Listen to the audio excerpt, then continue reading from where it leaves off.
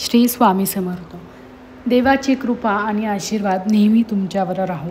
तुमचा दिवस शुभ, आनंददायी आणि मंगलमय जाओ। शुभ सकाळ सर्वांना।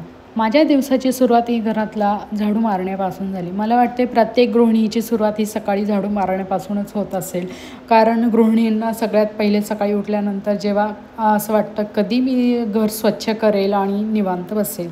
सो माझंही तसंच काही आहे। मी पहिले घर स्वच्छ करून घेते आणि त्याच्यानंतर बाकीची कामं बघत असते। मी इकडे दूध तापवायला ठेवलं आहे, चहासुद्धा बनवून घेतला आहे। चहा पीत पीत मी मस्त मोबाईल बघत बसले होते। सकाळी सकाळी मी माझ्या बहिणींना वगैरे मेसेज करत असते गुड मॉर्निंगचे वगैरे। ते मोबाईल बघत बघत मी मस्त माझा चहा एन्जॉय केला। मी इथे आज थोडीशी लवकर उठले होते, सकाळी पहाटेच उठले होते, आय थिंक 4 वाजता उठले असेल। मी काय घट वगैरे काय बसवला नाही, फक्त अखंड दिवा लावलेला आहे आणि धूप वगैरे लावून घेतलं। त्याच्यानंतर मी दुर्गा सप्तशती पाठ वाचायला बसले होते। पाठ वाचायला जवळपास 1.5-2 तास तरी पूर्ण पुस्तक वाचायला लागतात आणि माझं पूर्ण पुस्तक वाचून होईपर्यंत इकडे माझे मुलंही उठले होते। त्यांचे आंघोळ वगैरे झाल्याच्यानंतर मी त्यांच्यासाठी ब्रेकफास्ट बनवायला घेतला। मी त्यांच्यासाठी आज इथे रव्याचा इन्स्टंट डोसा ट्राय करत आहे।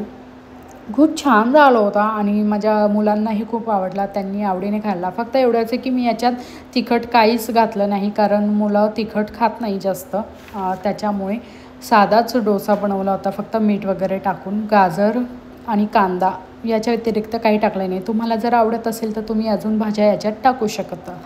आणि आम्हाला उपवास होता म्हणून मी आज पहिल्यांदाच रताळ्याची खीर बनवली होती। इतकी छान झाली होती ती रताळ्याची खीर, मला वाटलंही नव्हतं की इतकी छान लागेल म्हणून, पण माझ्या मुलांनाही खूप आवडली, त्यांनीही ती आवडीने खाल्ली रताळ्याची खीर। आणि आमच्यासाठी दुपारच्या जेवणासाठी मी इकडे उपवासाचा पराठा, बटाट्याची भाजी आणि दही असं आम्ही जेवण केलं दुपारी। आणि बघा, माझा मुलगा जराही बाथरूमचा दरवाजा उघडा दिसला की लगेच पाण्यात जाऊन बसतो। रात्रीच्या वेळेस आम्ही थोडंसं बाजारात गेलो होतो, कारण मला कन्यापूजन करायचं आहे, थोडंसं सामान घेण्यासाठी गेले होते।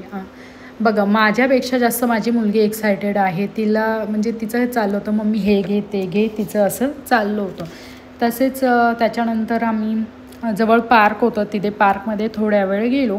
तर आयांची घरात खूप मस्ती घालतो, पळतो, पण त्याला थोडंसं बाहेर गेलं की भीती वाटते। पार्कमध्ये स्पेशली त्याला खूप जास्त भीती वाटते ते गवतावर वगैरे चालण्याची। तुम्ही बघू शकता त्याचं तोंड कसं झालं आहे, त्याला खूप भीती वाटते गवतावर चालायची। त्याला वाटतं मला यांनी कुठे आणून सोडलं आहे असं वाटत असेल त्याला। चला, तर तुम्हाला माझा व्हिडिओ आवडला असेल तर लाईक, शेअर, सबस्क्राईब करायला मात्र विसरू नका। Thank you for watching.